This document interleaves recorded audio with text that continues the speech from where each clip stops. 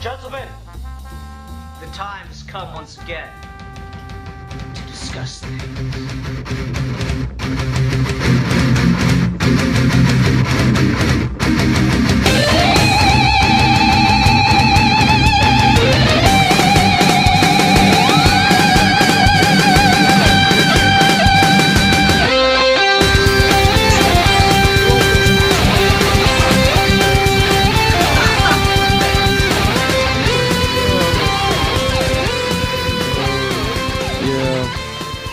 Anyway, greetings and salutations, all ye faithful Gentiles of the seven-headed golden giraffe. This is your friend and compatriot Milan Jeftic 1992 here, joined today for another episode of the Geeky Gentleman with my two bestest of best friends. On my left, we have Zazuba, the giant lizard. Yeah, he is a giant lizard-like thing that destroys cities for recreational purposes. And on my right, we have Sidpod. On my right, we have Mr. Sidpod 2, the philosopher who likes to shit in the souls of little children for fun. And he does it so very well. And me, yeah, we love him. And today we shall be discussing... What shall we be discussing today, gentlemen? It's your topic, shouldn't you know? Yeah, Milan! I know. I find it funny Milan had to ask me what the topic was last night. Yes, I did. I just... Wow. Shit has been... Yeah, I'm sorry. Shit has been bananas. No, I heard. B-A-N-A-N-A-N-A-S? Oh, yeah. Damn. Bananarama. Yeah, we're just gonna make all, like, fucking retro references this whole show. Hey, do you guys remember the first episode of Gilligan's Island? Yeah, I do. They were on an island, man! Yeah, it was lackluster at best. And now Milan criticizes my childhood. Good. Isn't that his job? I'm branching out, you know. Milan discovered Milan ruins childhoods through creepy, fucked up shit, and Ethan criticizes it. So, Milan, it would have made more sense if you would have said that Gilligan was a sexually frustrated bisexual man. I'm not saying he wasn't. Believed in bondage. I'm not saying he wasn't. See, actually, the plot of Gilligan's Island, I mean, they didn't get stranded there, and they weren't trying to escape. You see, they were a cult, and they were trying to reach out to their alien overlords. It was a prequel to Zombie. No, it was, you know that island? It was actually the Lost Island. That joke has been made so many times. Yeah. Anyway, basically... Lost is the future of Gilligan's Island. Okay. Everyone, today's topic, back on topic. It's Gilligan's Island. No, it's not. It's basically the proper way of, the best way of collaboration in collaborating in making comic books. And obviously we're gonna elaborate a little bit in branch out in other media, but basically, yeah. What do you think about, what the hell is that static? I don't know, I'm not hearing any static. Oh, anyway. It must be you. Oh, anyway, but today's topic is that we're gonna discuss what's the best collaborative process in working with comic books and creating comic books. Obviously, we're gonna be branching out in other mediums, but yeah, let's hear from Ian first, and then we shall hear from Bill, and then from me. I feel like such a second-hand citizen. Oh no, you're my left-hand citizen, Bill. Then that's the hand he uses, Bill. Oh, good, yay! I love being in that hand. It's so warm. A worm and This is the really, like, overtly sexual Geeky Gentleman episode. Yeah. Dude, we're eventually gonna cover bondage or sick, twisted fetishes eventually. Ian told me, and I'll tell this story quick. I know we're trying to get into the topic, but I want to tell this story quick. Me and Ian were having a very early on discussion about what we were gonna do with Geeky Gentleman in the future. This is like late August, and we were talking about topics because originally the first two episodes are both topics I picked. So after that, we were kind of like, what are we going to do with it? And one of the first ideas Ian had after a joke I made was we were going to talk about porn. Yeah. And I was like, why? Every time, Bill, like, every episode's like, I have a topic you like, it's about porn. I'm like, you know what? Fine. Eventually we're gonna do a video on porn. Well, my main joke is whenever and everyone I talk to on Skype knows this joke from me. Whenever I share screens with somebody, I'm always just like, ignore the porn. No, actually, everybody makes that joke. Even Captain Logan made that joke when I was talking to him. What? Really? Yeah. Oh, you know what? That's Oh, awesome. but I can't imagine Captain Logan looking at porn. He's No. He I was wasn't actually looking at porn, Milan. I know, but no. I was sharing my screen, and he says, "Now you got to remember to hide all your porn." I was like, "But I got to remember where it's all at." Oh I my remember God. when I was watching it. Oh fuck. No. You don't understand. I'm at that point in singledom where the folder I put all my porn in is labeled porn and is on the desktop. You know the fold. You have a folder? I just have shit, man. Me, I have a folder on my desktop that says "He's just not that into you." That's filled with all kind of crazy shit. So it's the title of a generic romantic comedy. Exactly. Okay, anyway, What let's is get to the the Actually, no. It's of a stupid self-help book for women. All right, Christ. let me start in on the topic here. So for me, I think that the best way to collaborate in comic books, you need a minimum of 3 people. All right, you need your main writer on the title, okay, and you need the artist, and both of them have to like the character in order to get a good comic book. Yeah, Okay? Alan Moore. Yeah, alright, and then you need a third person, and this is probably the most crucial role in the entire thing, assuming you're not doing a graphic novel or a one-shot. You need someone who's got to be very tactful in telling the writer what they can and cannot do, but this needs to balance. You can't stifle their creativity. You have to leave them you have to leave them with a minimum amount of rules so that they can still do interesting and creative things with the character, but you also don't want them to just blatantly contradict everything else that's going on in all the other books with this character. Man, an example that has that problem. Well, like, let me just get into this a little bit more. Sorry. So this is really easy with characters that don't have a whole lot to do with the expanded universe, like, Mr. Terrific or Resurrection Man or Jonah Hex.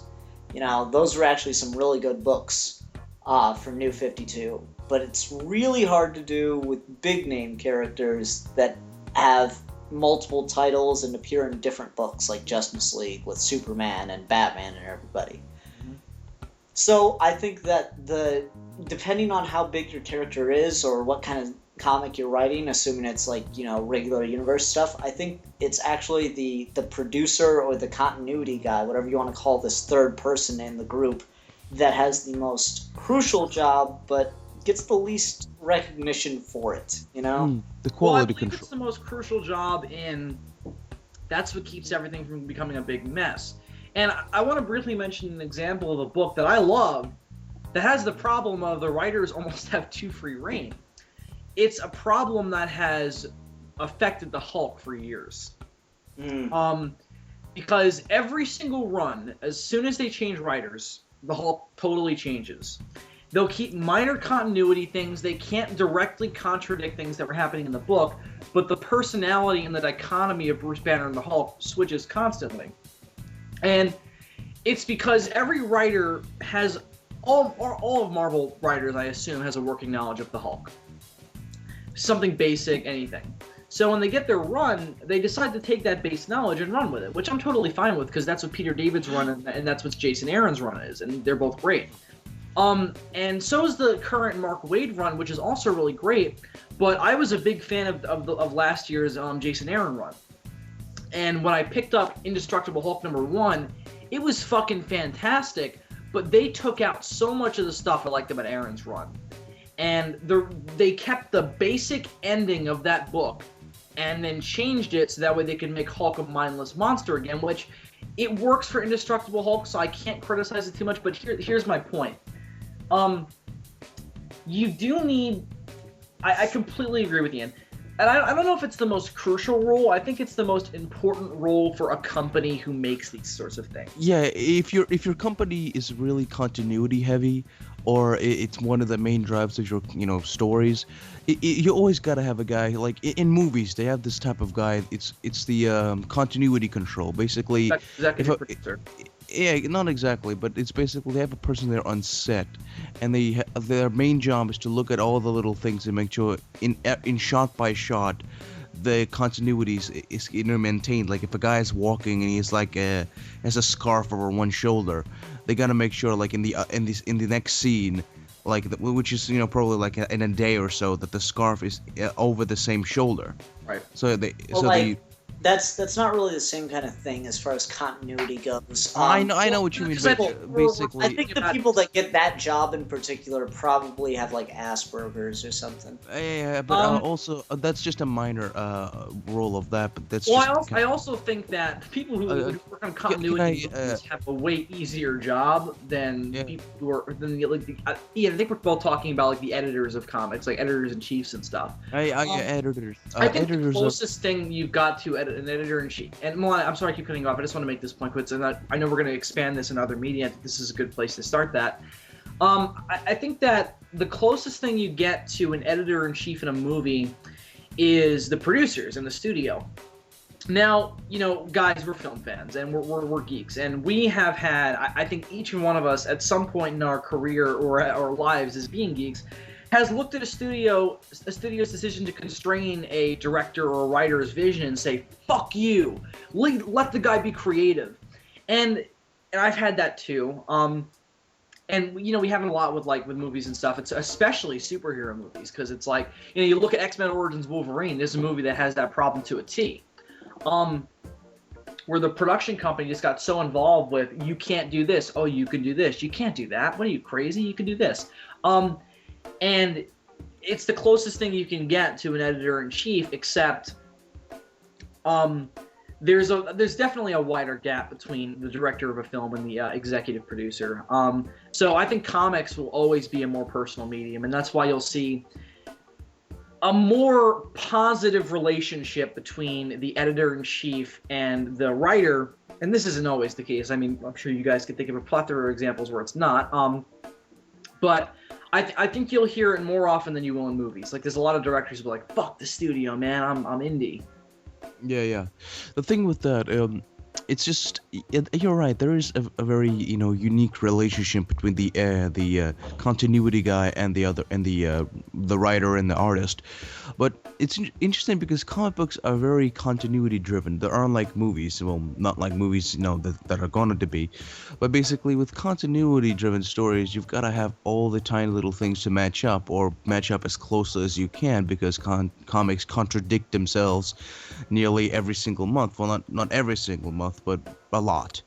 But interesting because it's interesting that that guy's job has to be not to.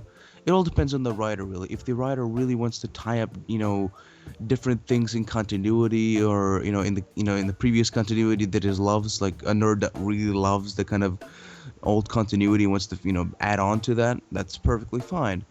But with that, it really comes. A story can really be stifled if you just make it continuity porn, and it just kind of alienates new readers. But if you're reading a giant, well, not really. Final credits. Exactly. But the thing is, with that, well, Grant Morrison does it well, because Grant Morrison does it with his, a kind of a shock, well, not a shock rock, but I mean, Grant Morrison's whole thing with Batman was it's all one giant continuity. I don't care what other writers have said. Yeah, but the thing with that is he did it in a very interesting way, because you can just come up and just read this Batman. And if you don't know anything about the classic '60s wacky Batman, it's not like it's like wacky. Yeah, exactly. I just imagine a commercial for Batman where it's just like wacky. basically he did it like, and you can give it to anybody who doesn't read Batman all that much, and you can get it like, oh my god, this is cool. He's using interesting visual markers, but for us longtime fans, it's also like, oh my god, he's referencing to this old story that happened so Yeah, but long at the same ago. time, Final Crisis, it didn't work. The main complaint I always hear from that is it's completely drowned in its own continuity, and people that haven't read everything leading up to it do not understand what the hell is going on. Oh, That's a They problem that recount it in their Flashpoint did not have. yeah, I suppose so. You did not have to be reading the Flash book to understand what was going on in Flashpoint. Yeah, but Crisis was a mess. well, It's it was good kind of. when you understand it, but it's still a mess. Yeah, it was a mess that meant like basically everything is going down the toilet and just the shit is going down. But basically with continuities, it's a very double-edged sword. If you do it right, you can really make the nerds happy. But if you oversaturate your book with it, it can just alienate newer readers. So that the writer really has to have a certain level of balance in writing things with too much continuity in it, or you can just not really overlook continuity, but just leave it to the side and just say, yeah, this stuff happened, and just focus mainly on your own story. But with I'm being an artist, I'm going to obviously take the artist perspective in this. I like previously when I was a kid, I loved the whole Stan Lee, Jack Kirby, Steve Ditko, wonderment. Those the 90s Spider-Man show. I used to Yes. get every episode I could on DVD, and there was this. I love it. I did it mainly for the special features because you had Stan's soapbox, and Stanley would just come up and talk about the characters, and he did the same thing with the video games, and just it was great. I loved Stanley, and I still love Stanley, But but it's funny whenever you watch him in those documentaries you're referring to, he always looks like he doesn't know which one he's talking about. Because I was watching an interview he did for the Hulk TV show, and this is back in the early 2000s, and I think 2000, maybe even 2000 itself, and it was one of the first DVDs I ever bought, and Stan Lee is sitting in a room basically explaining Marvel to the camera, and he doesn't seem to know that he's supposed to be focusing on the Hulk. And about halfway through the interview, he's about into the mid 1940s of like Marvel's history, and all of a sudden there's a fade, and he makes a really it's a kind of good segue into talking specifically about the Hulk. well, that's And not it's really. very clear that the cameraman was like, Stan, this is about the Hulk. And he's just like, oh, right. Excelsior. Yeah, he's an old guy, they tend to reminisce a lot. No, I know. But anyway, he's also in a lot of interviews, so. oh yeah, so for him, I bet they're all just kind of blur together for him. But anyway, with that, I was really fascinated with the whole Stan Lee was my hero. He was like, oh golly, I'm gonna become Stan Lee. It would be great to meet him before he actually dies of old age and all that stuff. But now that I've come to research, just how horribly fucked over Jack Kirby and Ditko were, not by Stan Lee, just by the system itself. Stan Lee wasn't Tell like. Steve Ditko that. I know. Well, the thing was with Stanley, he was just kind of the editor. He was just kind of working with best what he had. He was just, he actually did try to help out. He said, hey, he's the guy who wanted like, Ditko to be on the books. And it's weird. Like people say, Get this sentence out, please. okay, I'm sorry. Sorry. All right. Basically, with the artists, I think the artist makes the book. Sure, the writer is very important, and This is the for writer. Ian to try to kill Milan over the computer. No. No, I mean, Hear me out. Hear me out. Hear me out. I'm I'm kidding. Go ahead. Let I'm me gonna hear agree you. with Milan to a point because I mean I don't care how good your damn story is. If you got frickin' crayon drawings in your book, it's not a good book. Yeah, true. because comic books are a visual medium, and sure, if the story is kind of lackluster, or just kind of well, what's the right word? By the same token, it doesn't matter how good your art is if your story sucks. Exactly. Sucks. Yeah, Case in Detective point, Comics. Joe- It's basically a picture book. No. Case in point, Joker. Or the more earlier, New 52 Detective Comics issues. But basically, that's a good example too. Oh, that yeah, and Batman: The Dark Knight was also a good example of that. I mean, that's Batman, a shitty ass story. But God, anyway, It's kind of like you know what it kind of was like. It's kind of like they went up to younger, 15-year-old kid who was reading one of Grant Morrison's Batman books, or no, he was reading Nightfall, and they were like, "Hey kid, would you like to have a Batman book?" And he's just like, "Yeah!" And then he wrote fucking Batman: The Dark Knight. Well, no. Here's the thing. I hate it when you have bad art with a good story. But the thing is, you can kind of look past the bad art when you have a good story. The worst thing ever is when you have amazing art and horrible storytelling. Yeah, that's so disappointing. exactly. That's the thing. Look at it. It's like a canvas that someone wrote a fan fiction on. Yeah. The thing with that, I'll just finish up my art point, and you guys can talk.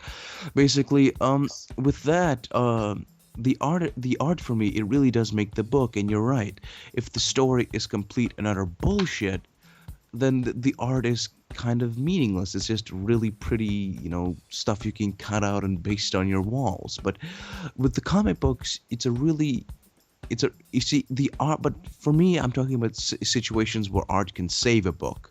Sure, like if you really just read, people are gonna hate me for this, but Long Halloween, for example, it's just taking older sequences from older Batman stories and all pasted together into this one cohesive movie-like narrative, because Jeff Loeb is a wonderful man, but he's mainly a movie guy, and he really only knows how to write like that, and that's not a bad thing. And Long Halloween is a wonderful story, one of my favorites, but it's kind of a generic story. It has wonderful dialogue, but yeah, the thing with that story, Tim Sale really sells that book, because if it was just an ordinary Batman artist, that book would just fade into obscurity. Tim Sale saves that book, and there's so many other examples of the artist saving a mediocre story from. See, I don't think that the Long Halloween, I don't think it's mediocre. I think that Tim Sale's art. Here's the thing. Hold on, Bill. Let me get this. Sure. Here's the thing, Milan, and I'm echoing Bill. Find headphones. Fuck. Here's the thing, Milan. Tim Sale, if your point is that Tim Sale saved the Long Halloween, why didn't Tim Sale save Dark Victory? Well, the thing with that, it's just basically exactly the same story, and he did. Yeah, that's the thing, is the art doesn't save that book, because the story's arguably just as good, but it's better in Long Halloween because it's a good story in Long Halloween. Well, it's a huge story. If your point was valid, if Tim Sale's art saved Long Halloween, then it would have saved Dark Victory as well. And there are some amazing panels in Dark Victory, but that book, it's fucking Long Halloween with Robin thrown at the end. I mean, it's the same fucking story. Well, we did a solves a murder over here. Guys, we're not going to talk about this. We did an entire episode. That's true. But before, this is my thing about Long Halloween. Like I said before, Jeff Loeb is a movie writer. So it's basically he didn't write a comic book sequel.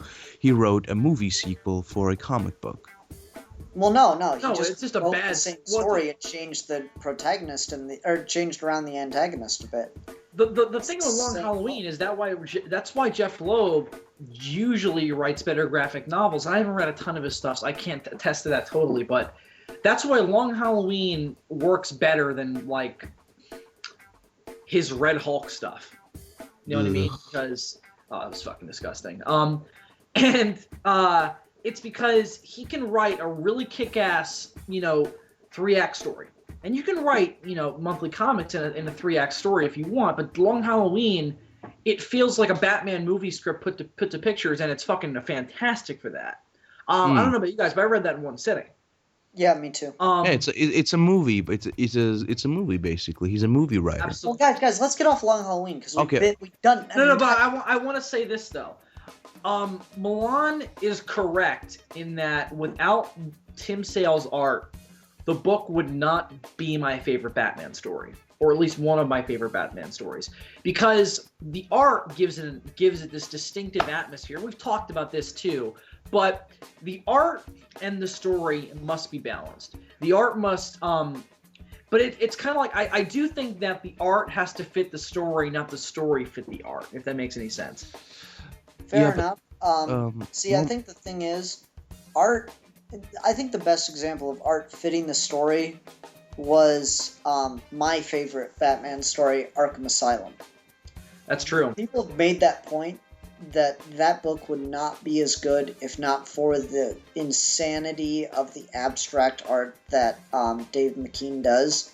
And I'm partial to agree with that. I mean, it's hard to say that anybody's saving Grant Morrison's story, but I don't imagine that it'd be as good if it didn't have that strange, abstract nature to it. Well, it wouldn't have the atmosphere. It wouldn't have the psychological impact that it does. I mean, you read that book, you feel like you're going on an acid trip.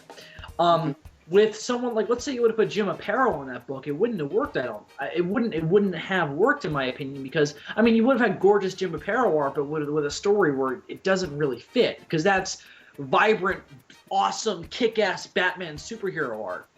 And Arkham Asylum, it's not really a superhero story. Yeah, it's not. It's a psychological exploration. No, you know what it is? It's, by his own words, it's a Eurovision. It's a fucking Euro. It's an artsy-fartsy Euro movie, but with Batman. So a psychological exploration. Yeah. Like I just said. But yeah, I mean, let's get off Batman. I mean, I think that's the one thing we need to do. Okay, let's get. Milan, I'd actually like to go back to an earlier thing you said. We're talking about collaboration in comics, and I think one of the base model for that is the Marvel method. Oh yes, I have a few things to say about the Marvel method. Marvel method. You see, I brought up Dick Kirby. Ditko, sorry, they blurred together, but basically Ditko and Stan Lee's collaboration on, the famous character of Spider-Man, which I'm sure many people know about, he's quite, yeah, he's underground, so you wouldn't know him, but with Spider-Man, basically, with the Marvel method, it really, it's dependent on the artist's imagination, because with the early Marvel method, the way Stan describes it is just he'll say, hey, this is the basic plot of the story, this is what, la la la la la, and over the phone, like, okay, this is what happens, this is the basic skeleton of what happens, and, this is, I want to have this, and this, okay, go ahead, do the book. And basically, it's completely left to the artist to just elaborate on that brief, skinny skeleton of a plot, and basically. And that's how we got the Silver Surfer. Yeah, exactly, and basically all Stan had to do, in his own words, I'm sure he's just elaborating, or just making light of it. All he had to do, he'd get these pages of things he didn't really tell the artist to do, so he has to put it all together with word balloons and the dialogue. But with that, the artists really should have gotten more, writing credit. More writing credit, more storytelling credit, more credit, because Stan. At that point, it's a damn storyboard, and Stan Lee is just adding words. Well, at that point, it's he's giving them an outline, and then they're basically writing the script with art. It's kind of that's kind of like if I wrote. Let's say I didn't actually write Werewolf of Carl Place. Let's say I just wrote the outline, which I did too. And then I handed it off to Ian and told him to write it. And I would have put down written by Billy Wurster, and then later on in the credits put with assistance by Ian Harrington. I'd kill you. Yeah, Ian would kill me. Your face. He would cut my face. Because you're not giving proper credit. No, actually, Bill, it's more like this. It's more like you wrote the outline and you told me about the outline, and then I went and shot everything, and then you dubbed. You are an amazing dubber, and you dubbed over. I am a Godzilla fan. Yeah. You dubbed over all the actors, and then you claimed written and directed by Billy Wurster. Yeah, exactly. Oh my god! But the thing is with that, it's See, Ditko did this little letter in his one of his, when he left Marvel and he went off, working on Mr. A and what have you, and he had this little letter drawn, illustrated letter in like one of these independent comic book companies. It's basically describing how who has he was saying like I'm an equal collaborator on Spider-Man. I've created Spider-Man. He's my creation. Sure, Stan Lee may have come up with the dialogue, but it's an intellectual property, and I have just as amount of creative input in this than Stan Lee has. More so, if to be argued, because see, Stan Lee, Ditko came up with the iconic costume. Ditko came up with all the visual quirks that we all know for Spider-Man, of course, that were elaborated on by for future artists. But yeah, with those first few classic Ditko issues, he managed to set a mood and an atmosphere and an art style that other artists like John Romita, and a wonderful man in himself, was able to just complete. John Romita, interview said like Dick did this amazing, just such a classic, take on the character that I didn't have to revisit it. I didn't have to reinvent anything. I just took off and just kind of went. Oh, I tried to do Steve Ditko, but then I just film star smile everyone because Ramita does very beautiful characters. He just took from what where Ditko went off and kind of polished it up a little bit and made it his own. But he didn't have to deviate from the basic feel of Spider-Man because Ditko did such an iconic job of it. Yeah, I'd agree. Spider-Man's in that weird place where it happened so damn long ago. Well, what about Batman? Batman's a fucking mess. Batman is a fucking mess. No, Bob Kane just fucking went out and stole Batman. All Bob Kane came up with was the name and this kid's parents got shot.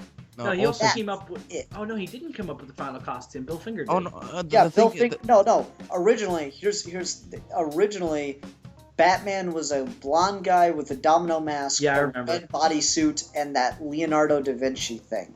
Yeah, I remember. That would be ass. Imagine if that was Batman. I mean, I'm looking at my Batman poster from our wall, and I'm like, can you imagine the Dark Knight Returns with that costume? Yes. I know. I'm gonna have to draw that eventually. I'm not a big fan of Frank Miller, but I would pay to I would go up to be like, hey, Mr. Miller, listen. Okay, Milan, I have homework for you.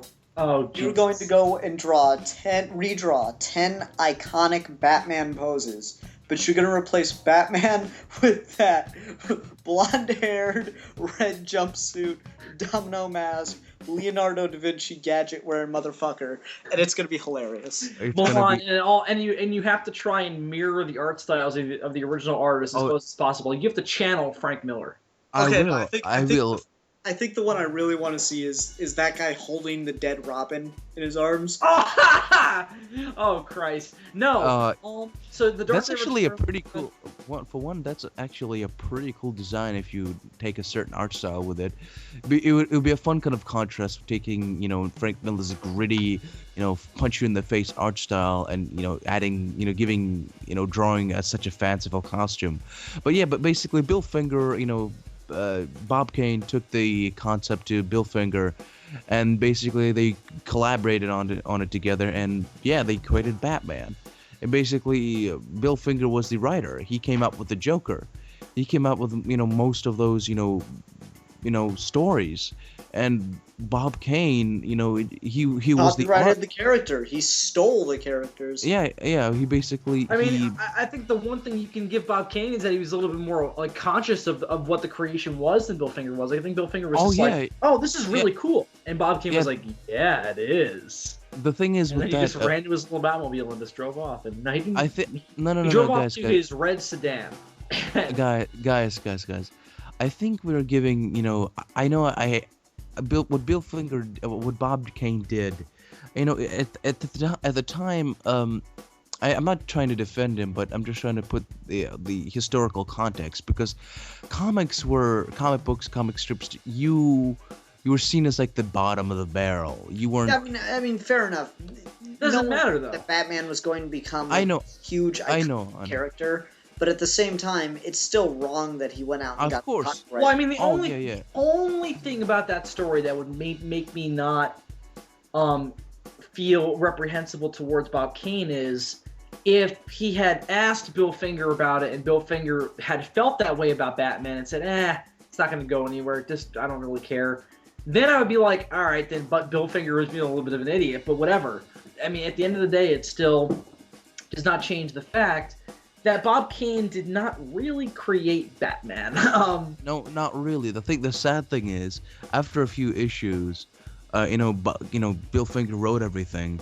And basically, after a few issues, he just gave it to some other artist to draw, and he basically became kind of the editor-in-chief on Batman and just claimed that he did everything.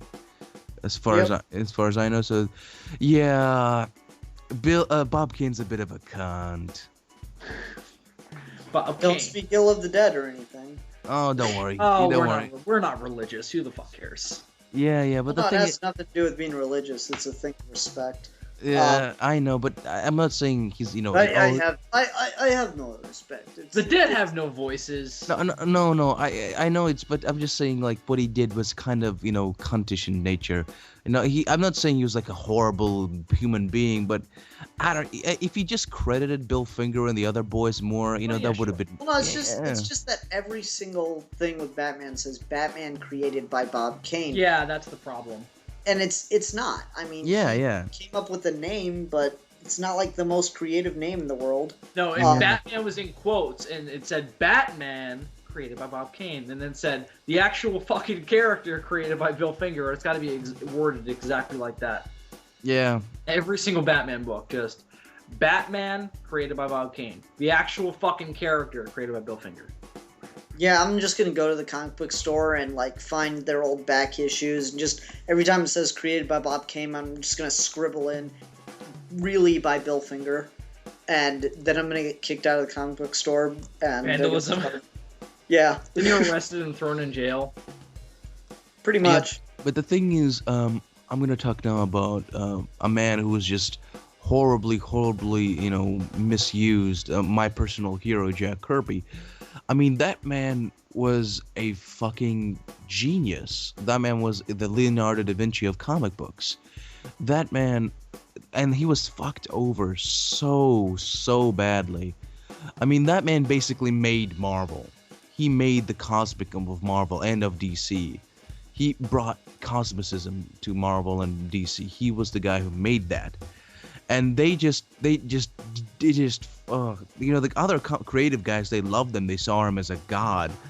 And like the writer fellas, they kind of saw him like, if you didn't feel your story could live up to it, give it to Jack Kirby and he'll just make something amazing out of, a mediocre product. And that man drew, 6 books in a week, simultaneously, and that is just, and he's made them all look consistently awesome. And if you look at his pencils, I know Ian, you don't like him all that much, but the thing is, the majority of his work was ruined by inkers who didn't know what to do with him. But if I got this giant ass book of his pencils, and these are just rough pencils, and these rough pencils look fucking amazing. He has depth in each line, and it's like, and you look at the ink stuff that he did, and it's like, what kind of a fucking. Did they just put an inking pen in the mouth of a fucking duck and told it to ink it? This is deserving of a professional fucking inker, not some fucking hack who basically most of the time ruined the artwork. Professional tracer. Sorry. Exactly. Oh, chasing Amy. Yes. Basically, I yeah. love that conversation. It's hilarious. Oh man. You're a fucking tracer. I'm not a tracer. It's a very delicate process. You just trace him. Oh my god. They get into this huge fight, and then the next scene is even better. You fucking tracer! Oh. No, I gotta the whole watch. Star Wars is racist. Oh, God. Oh my Where god. Star Wars is just about the oppression of the black man, even though it's just like, wasn't Darth Vader black? Yeah, and it took off his helmet, fucking white boy. That was so funny. That was hysterical. The most badass character in the entire fucking universe and we take off his helmet and reveal it's an old crusty white man. The hell? And, that means And then he pulls out a gun. Lucas is saying that all big proud black man all wish to were white on the inside. Oh my God! Everyone, just so we let you know, everything in pop culture and in history, anything any white man does, is to put down the black man. Is to oppress the black man. Yeah, a geeky gentleman is here to oppress the black man. You know, we don't Even really. though we've kind of got a decent mix of races here. Yeah, I mean, Ian, I'm oppressing you now.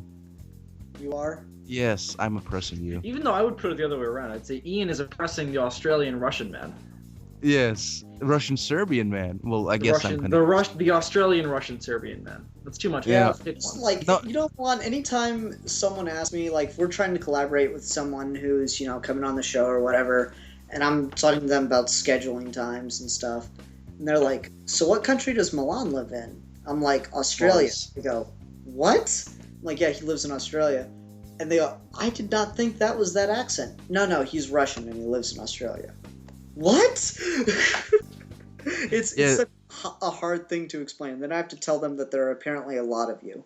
Have you picked up any of the slang? Yeah, I did.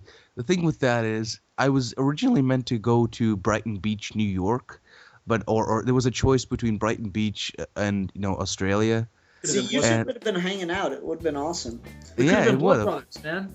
Yeah. Well, not really. I would have been, working for I would have been working for my uncle, working for the the mafia that does not exist, and I'd just be walking. I'd be walking around all skinny and hot with a mohawk, I'll be the guy who's mugging Bill. Like, hey, my friend. This is the Earth 2 Milan. So wait, if that's the Earth 2 Milan, what's the Earth? Wait, what if the Earth 2 Bill was a Russian Serbian who lived in Australia? Then I don't know how that's possible. Yeah. If you move to the thing is, that only works if you you're not intimidating in any universe. I am always intimidating. I am a scary motherfucker. Bill, more likely, if you have to tell somebody that you're intimidating, you're probably not intimidating. I am scary. Roar. Oh, that's so cute. Oh, I love his chubby little white boy cheeks. Oh. That's offensive. I will kill you. I'm sorry. Okay. Oh, I love when Bill says he's gonna kill us. It always makes me go, yes, I'm sure you will. And then I pop up over Ian's head and I slaughter him in his sleep. And then this is used. Then for some reason overnight our show becomes really popular, and there's this news headline just like, "Wow, Zanzibar killed Sid Part 2. Who saw that coming?" No, you know what? And he claims there was no motivation. No, you know what? Probably everyone that watches this episode saw that coming. You know what? It's so adorable when No, Ian, Bill... you said it now. Now it's a fixed point in time. Pretty much. Anyway, back to whatever we were talking about. I'll just get a shape-changing robot, and it'll all work out. Yeah. Basically, everyone. There is a thing as immigration here. So yeah, there are Russian, Serbian, African, a lot of Lebanese. Just Australia is a giant international. Well, no. The reason it's weird is it's just you wouldn't expect there to be a large population of Russian people in Australia. Just like you wouldn't, I've talked about this. I don't know if I've talked about it on air, but Fort Wayne has the highest population of Burmese people outside of Burma, and I don't know why. It's so weird. I don't know. Long time ago when I was in Burma. Oh my god. Yeah, Alfred burned down chased their a bunch forests. of them fucking Burmese people into Fort Wayne, Indiana. You actually do a pretty good Michael Caine. I got. Oh yeah, it's pretty good. Anyway, chased them all the way into Fort Wayne with a stick. With a stick. With a giant stick. And then when I got there, Master Wayne, I found a child the size of a tangerine. and his name was Ian Harrington. I looked down at that child and I said to him, Master Wayne, I said, one day your name will end in a number. And then one day I looked on YouTube trying to find my old British porn. and I found Sid Pot 2's channel. And he brought up the fact that a lot of people in Fort Wayne are Burmese, and my life is now complete. That story kind of fell apart. I know the impression fell apart because for some reason I started doing Morgan Freeman. I was like, wait, why am I going into Morgan Freeman? Hello. Because apparently, all right, Bill, here. You know what this? Secretly a Can I black redeem man myself? on the inside. I gotta redeem No. Seriously, here we go. Bill, I want you to do the scene where Morgan Freeman, where Michael Caine's Alfred has to tell Morgan Freeman's Lucius Fox that Bruce Wayne isn't really dead. Go. I have to tell. Alfred has to tell Lucius that Bruce isn't really dead. Yeah. All right, hang on. You guys Right. have to help me out a little bit, okay? So I'm gonna knock on the door now, and Ian, you have to make a door opening sound effect. Hello, Lucius. Hello, Michael Caine. Why are you calling me Michael Caine? Well, you see, I mean, you don't worry about it.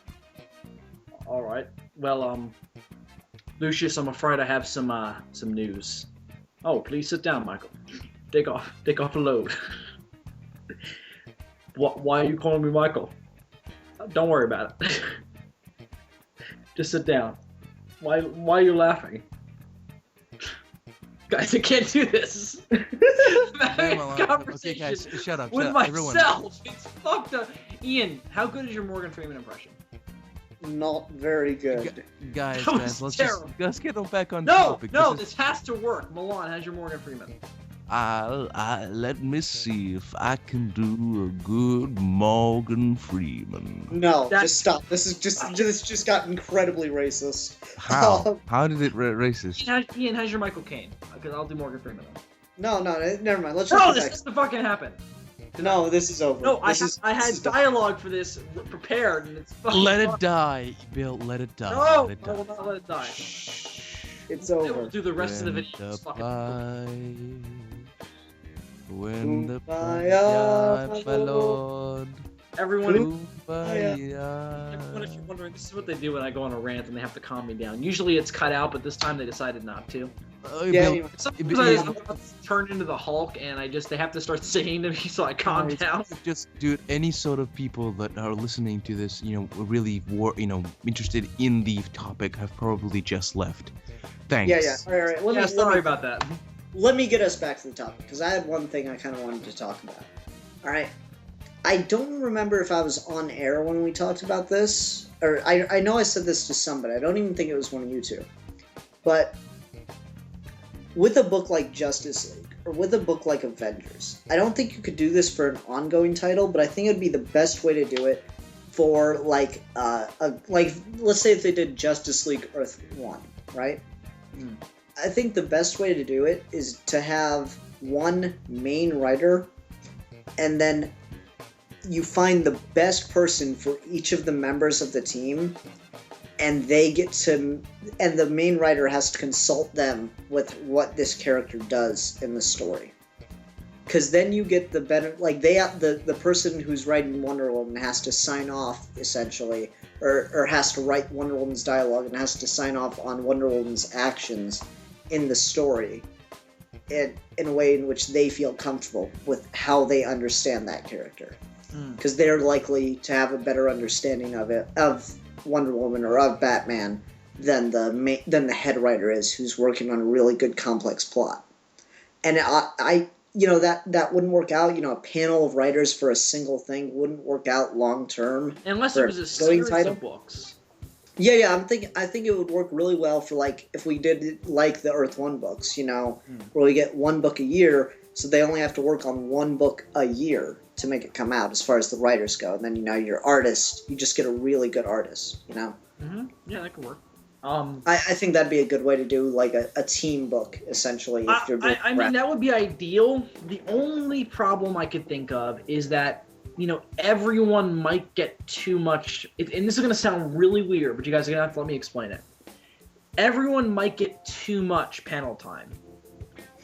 Like usually in a Justice League story, you've got 3 Justice League members you're focusing on, and usually it's Batman, Superman, Wonder Woman, but oftentimes they extend that. Sometimes it'll be Green Lantern, Martian Manhunter, and Flash. Other times it's Hawkgirl, Hawkman, whoever, Aquaman, and I don't know, fucking I don't know, someone else, and Black Lightning. I don't know. The Flash. No, I said the Flash already. Oh, I didn't catch that. Okay. I don't pay attention to you. Thank you. Or Shazam. Any thanks him, like, I don't pay attention to you. No, I don't care.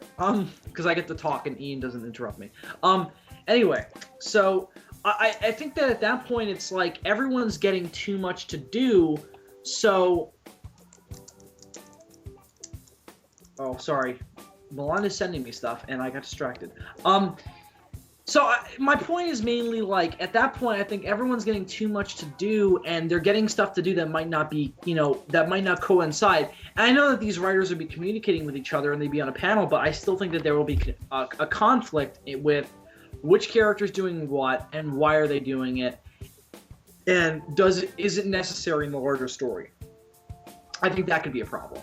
Yeah, I think so too, and that's like the one issue with it is there's either going to be too much going on, but I don't know, I'd love to get... the one thing that I've not liked about these Earth 1 books is that they're so damn short.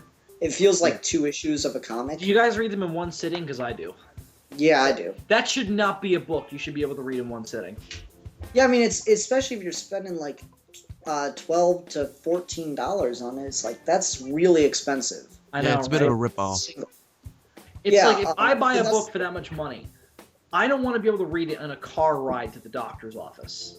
Yeah, exactly. And that's the thing is just... I mean, I'm a quick reader when it comes to comics. Yeah, same here. Part of it's breaking the habit from reading, a novel or whatever, because then it's just all text and you're just going through the page really quick. You have to take the time to really focus on the art. But with a comic, it's, you have to focus on, like I just said, the art. So with something like an Earth 1 graphic novel, it should be much, much denser, and there should be a lot more going on than just a surface level story. And that's problematic. Bill's point is really fair. It would be an issue whether or not everybody's getting too much screen time, yada yada. But at the same time, I think that's something that would be fairly easy to work out if they agreed that, all right, let's say the team setup is Superman, Batman, Wonder Woman, Green Lantern, The Flash, and fucking Aquaman, all right?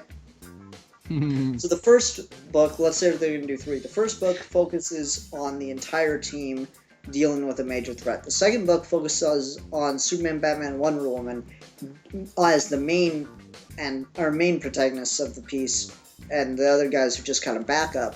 And then the third book would focus on Flash, Green Lantern, and Aquaman dealing with the problem, and then the other 3 are just backup. I don't think that's a fair way to do it.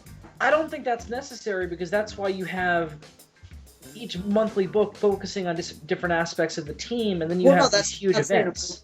Bill, that's what I'm saying as graphic novels.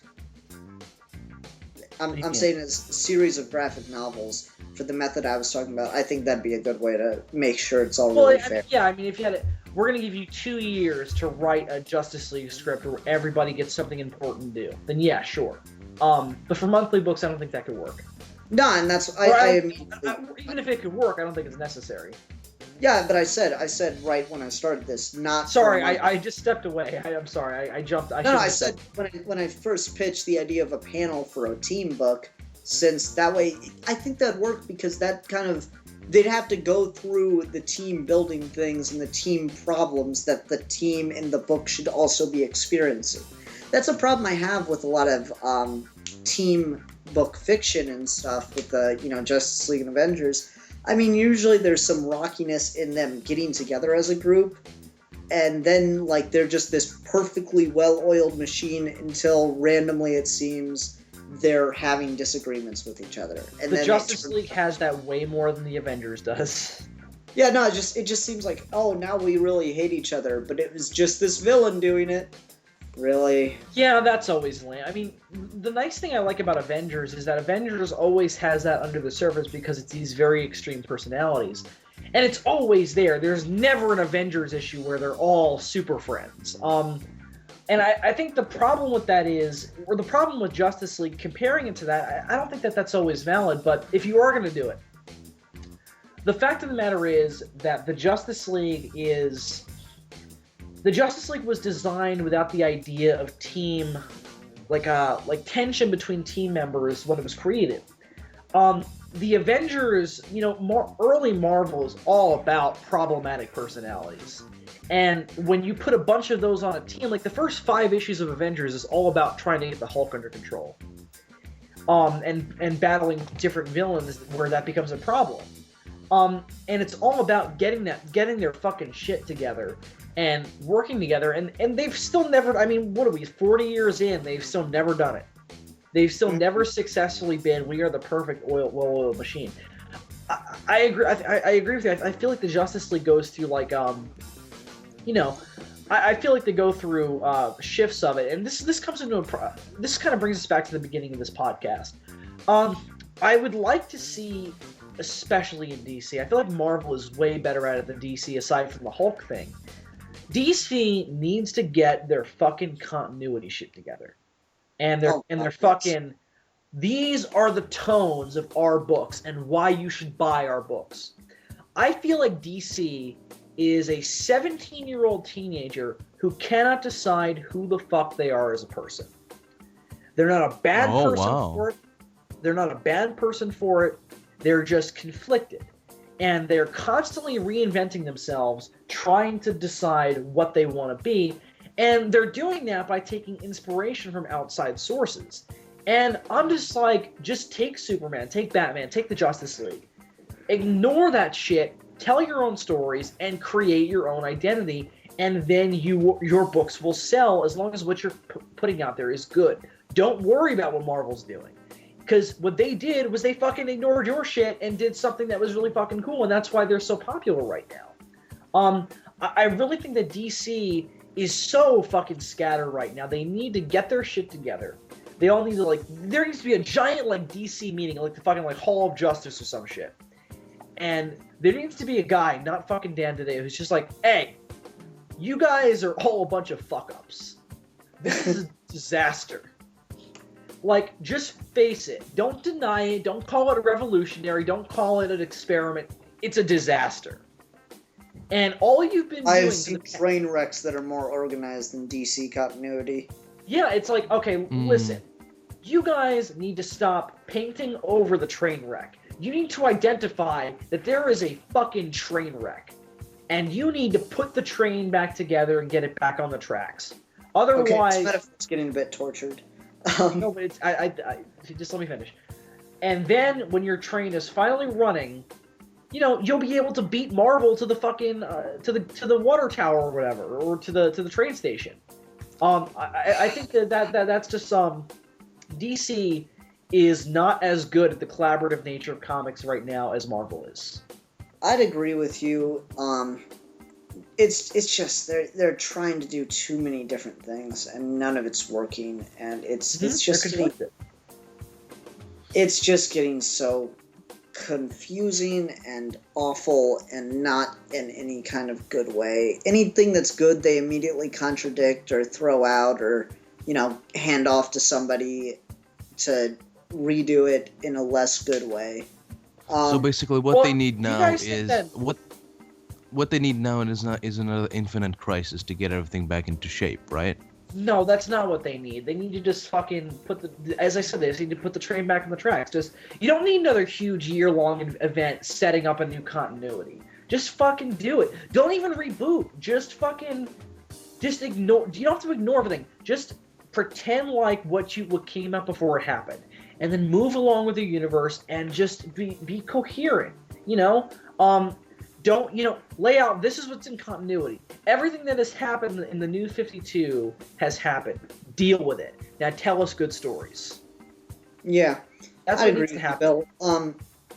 The weird thing is, this video turned into more of a discussion on continuity and that's obviously a very important part of comic books, and less so on the art and the writer.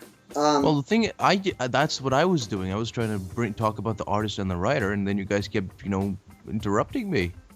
Well, no, it's just that continuity it's because our major focus here. Because how do you get a good art in comic book? You get a good artist. How do you get good writing in comic book? You get a good writer. And it feels like, oddly enough, the thing that depends on great collaboration isn't the artist and the writer as much as it is conforming to a coherent continuity. Well, I think that the nature of continuity in comics is the base of communication. I mean, the whole point of this video was we're talking about how how communication between an artist and a writer should be done in the comic book, and when is it effective. And I feel like continuity is the largest example of good communication and bad communication. I mean, the New 52 is nothing but bad communication. And that's not between the individual writers and artists. It's between the larger company and those individual teams. I mean, I'm trying to think. There's not a lot of examples I can think of where there was poor collaboration between a specific artist and a specific writer, unless you guys can think of some.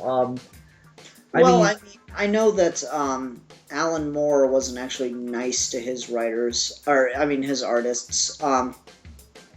That being said, he and Dave Gibbons apparently came up with, the way Rorschach and Night Owl were going to work. So just real quick, brief tangent on Alan Moore. I really don't like that man because he has this very strange thing that he does where he just says some of the most pretentious shit and then obviously doesn't believe it.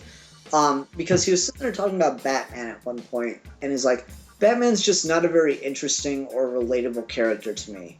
And I just wanted him to say, so that's why I divided him into two characters that are the most interesting and relatable characters in my greatest work. I mean, it's hilarious because, I mean, the thing that makes the Killing Joke work is their relationship. No, I'm talking about Watchmen. Watchmen. He just took Batman and divided him into 2 or 3 characters. Fair enough. I mean, you got Rorschach and Ozymandias. You put those 3 together, you have Batman. Well, I mean, that's the major. I mean, that's what's hilarious about Alan Moore is he constantly, scowls at the comic book industry for stealing from his shit, and his greatest fucking creation is not ripping off other people's works, but it's using their works as a springboard to tell his own story. Watchmen's kind of an anagram of different parts of the comic universe. Yeah, for sure. I mean, Night Owl is basically the Ted Kord Blue Beetle. Rorschach is essentially the Question. Well, no, I mean, Rorschach and Night Owl are different parts of Batman's personality broken up. Well, no, I mean, you look at their designs, though. You look at some of their personality traits. They're very clearly the Question, Blue Beetle. But the Question was heavily borrowed from Batman. Right. It's more direct. I think it's more directly. The parts of Batman that are in those characters are kind of secondhand, I feel. No, there are actually letters between Alan Moore and Dave Gibbons talking about how Batman couldn't exist, so we're just going to make him into 3 different characters.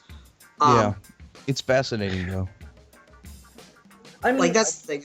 I don't like Alan Moore as a person. He's a brilliant writer. He's an amazing writer, but he's a fucking asshole. Really is. The thing is, I don't know what you guys talking about. Like, Ian keeps mentioning these articles that I haven't seen. Well, and he is a terrible human being. I don't know, like, he just, like, all his other, interviews, he just seems like a charming individual. What are you watching? Maybe that's because you, the only thing you have for, what you consider, a horrible human being is, your father. And you're just like, this man destroys souls just on his way to the supermarket. Alan Moore seems like happy man. Seems like clown. Alan Moore, I wish he was my father. I wish I grew up with him because he seems such a cool guy. I would have sat down by his legs while he was writing Watchmen and would have, looked up and saw him writing Watchmen. I would have been like, "Oh, hi, Papa, you're writing Watchmen," and he's just like, "Yes, Oh, I am." shut up! I'm serious. Okay, I'm okay. serious. Here, you want to hear why Alan Moore is an asshole? Because he was talking about Jeff Johns. Let me find this quote here. Oh my god, this is fucking hilarious. This is like deja vu. I was listening to the podcast we did with Captain Logan today. Yeah. And we had this exact same conversation. Okay, hold on. Here we go. That's I was noticing that DC seems to have based one of its latest crossovers in Green Lantern based on a couple 8-page stories that I did 25 or 30 years ago.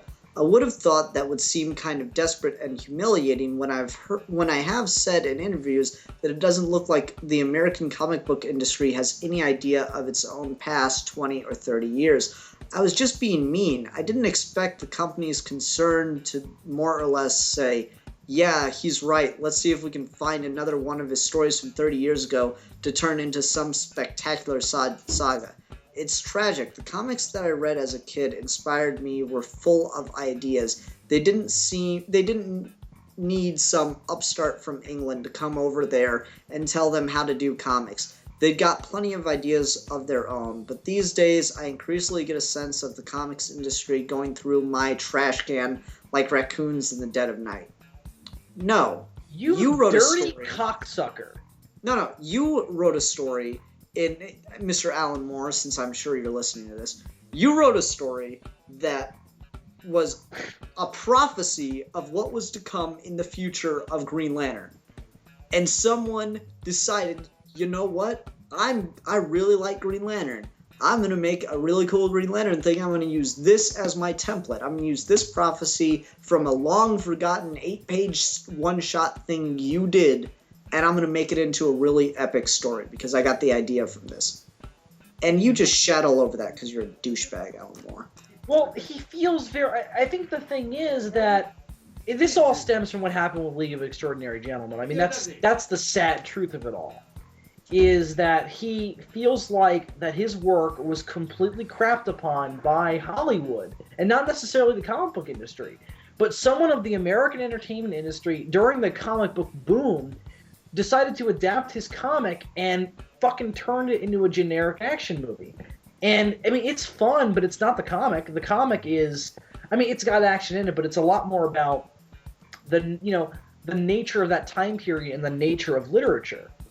And these literary characters, and the movie is a generic action, but I feel like he felt cheated by that. So he's not just randomly become a douchebag because he doesn't really write anymore. He's become a douchebag because someone made a generic movie out of his property, and he was like, the comic industry today sucks, and everybody is an asshole because they turned my property into something that was less than the original. And then he decided to be a douchebag about the Watchmen movie. And then everything else. Watchmen movie is better than his fucking book. Well, Wow. I wouldn't go that far. I mean, Giant squid can suck my dick. That's a stupid plot point and it wastes a bunch of time in the fucking story. I was actually having a conversation with Nicola about this because she's a bigger Watchmen fan than I am and a bigger Alan Moore fan than I am. And we were talking about the ending, and I was like, I kind of like the movie better because it's more self-contained. And you don't need this huge explanation for the squid to come in later on. I mean, the squid is a really fucking cool idea, but when you look at the setup for Dr. Manhattan's character, that scene in the newsroom, it just makes more sense for him to be the ultimate threat, and the build-up to it just makes more sense.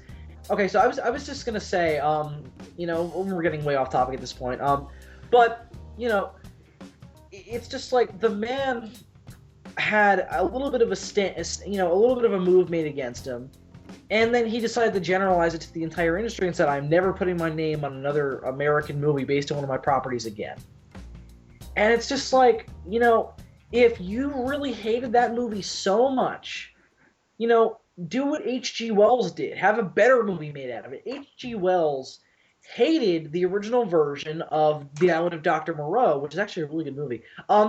the first movie made out of one of his properties was The Island of Lost Souls, and that's based on Islands of Dr. Moreau, and it's very different from the book, but it's a really good movie. But based solely on the fact that it's a little bit more sexualized, it's a little bit more visceral than his book was, a little bit more of a horror story. He didn't like it. He villainized it, and he demanded that whenever another movie was made out of his property, that he have final script approval. I'm just like, there you go. I disagree with you, but you made the correct move. You didn't just whine about it, sit in a corner for 10 fucking years, and just say, yeah, I hate this industry because it did something to my property and ruined it. No, well, I'm going to say this too, Bill. I mean, League of Extraordinary Gentlemen definitely not better than the comic. Probably. No. I mean, Alan Moore's a great writer, and that movie's fun, but it's not great. No. Here's the thing, though. V for Vendetta, better movie than the book. Watchmen, better movie than the book. I disagree with Vendetta. No, V for Vendetta just got lost in its own crazy bullshit. I mean, you take acid, go to a concentration camp, and suddenly you understand the mind of a revolutionary. What? That makes no fucking sense. It's a stupid plot point. Well, may I just finish? If Alan Moore hated League of Extraordinary Gentlemen so much, he finds out that they want to do a V for Vendetta movie, and they want him to, help out with it. He's like, no, movies suck.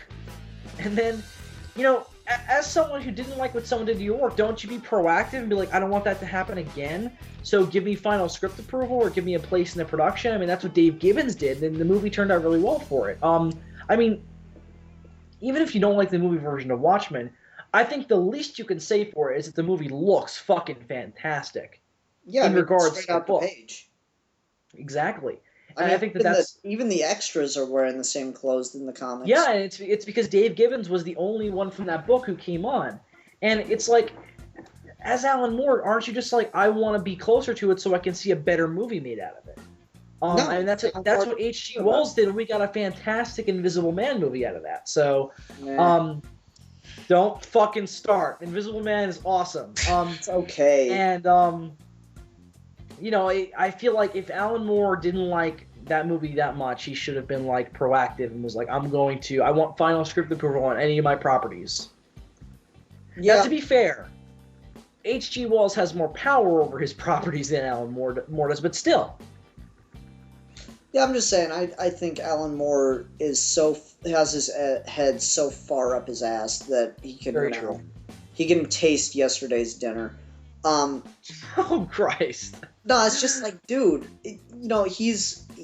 Alan Moore is the kind of person that when you criticize him, he sticks his fingers in his ear and calls you a douchebag. He's a 40-year-old child with a beard that looks like looks like Charles Manson. Does he? It's fucked up. Anyway, let's get back to the topic and kind of round out on this. I don't have much more to say. I just want to talk a little bit about artists talking to the artist collaboration with the writer. The thing is, Milan and I are working on a comic, and he has some very good ideas of things that he wants to draw, and I have very good ideas of the story I want to tell. And I think the hardest thing between the collaboration between just the writer and the artist is making both of those happen. Because part of it's like, I have no problem putting these visuals that Milan wants to have into the story, but where I'm like butting heads with it is where we butted heads with it is where we wanted to put it. And I'm not going to explain the visual, but there was one particular one that he wanted to start it out with, and I didn't want to do that specifically because I wanted the story to build, and that would make it not work progressively. So it's just one of those things. It's finding a good way to do it, and I think that as long as a writer can make the visual that the artist wants to have happen in the story somewhere prominent, don't just say, okay, draw that in the background somewhere, but as long as the writer is able to craft it and put it into where it's prominent, I think it's a good way to make them both really happy. But I think the artist also has to have some have a little bit more understanding of, if I'm going to work on this book with this person, they're writing the story. I have to trust that they'll write the story. Just as the writer shouldn't be describing in paragraphs the exact setup of every scene where every particular object is and how everybody's dressed. No, you leave that stuff. That's what Alan Moore does. Yeah, you have to leave that stuff to the writer. Unless it's important details that are going to be relevant to the plot, you have to leave the little details in the scenery to the artist, I agree.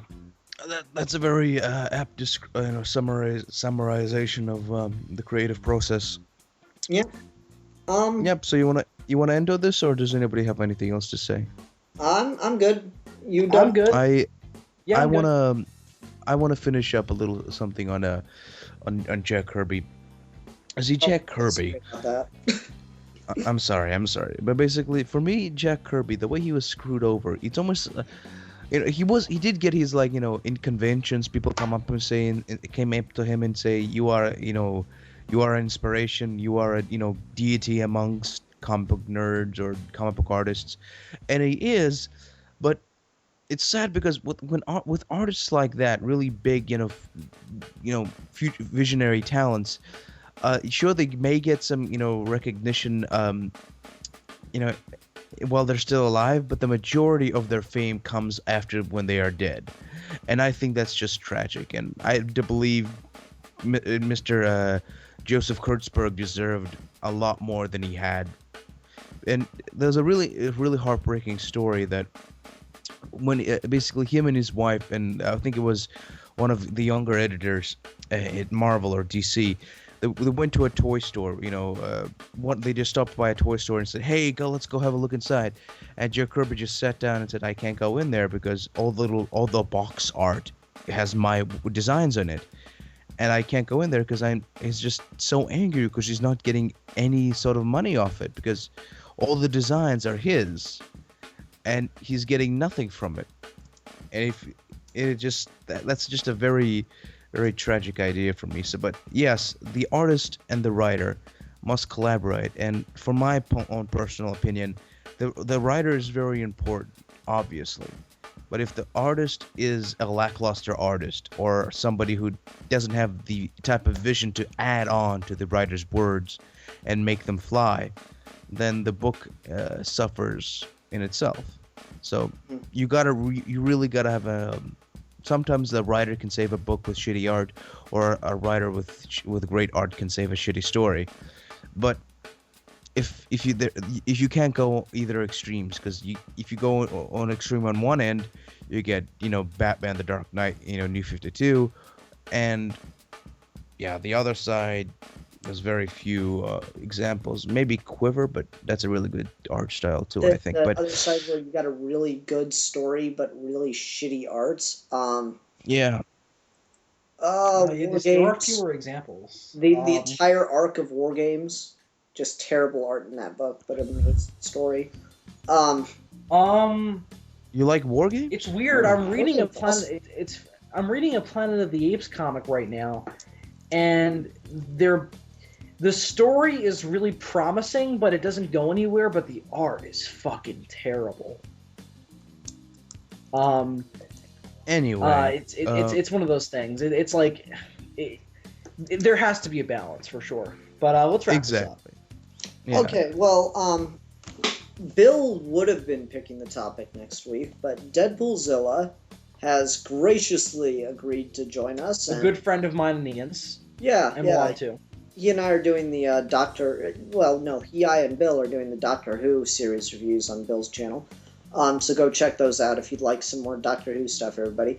But Deadpoolzilla has joined us, and we, extended him the ability to choose the topic, and he chose the original Planet of the Apes film. So we'll be discussing that next week on Geeky Gentlemen. But, everybody, I'm the philosopher.